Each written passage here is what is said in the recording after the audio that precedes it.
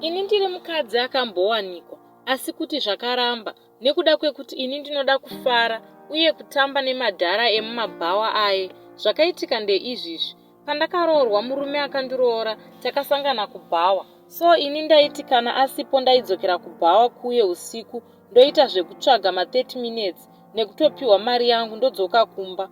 Chaiita kuti ndidaro Abhi anga asingaburitse mari apa bhajeti yaaive nayo. Kana ini munhu wemunhukadzi pandaigara ndega ndaizvispoila, ndosaka ndaidaro. Pamwe aibuda achiti ndakunomwa toenda tese, asi akazotanga kuramba zvinova zvakandipusha kuti ndidaro.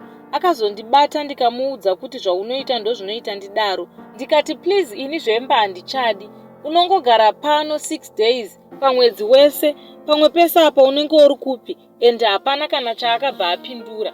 Akatomboshinga ndichitobuda usiku ndodzoka makuseni. Ndakazowana anoda kuuya kumba, ndokubuda pamba kwaakazoita.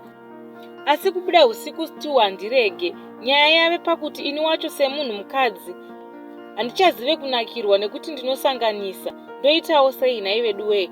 Mari ndiyo yandenge ndichida chete. Asi pfungwa dzinozombofunga kuti pamwe zvichapera, asi hazvisi kupera. Ndibatsirewo vehama dzangu kuti ingava problem yei, endi futi zvinokwanisawo kupera here zvinhu izvi, uye zvinopera sei? Ndatenda hangu kune vachabatsira.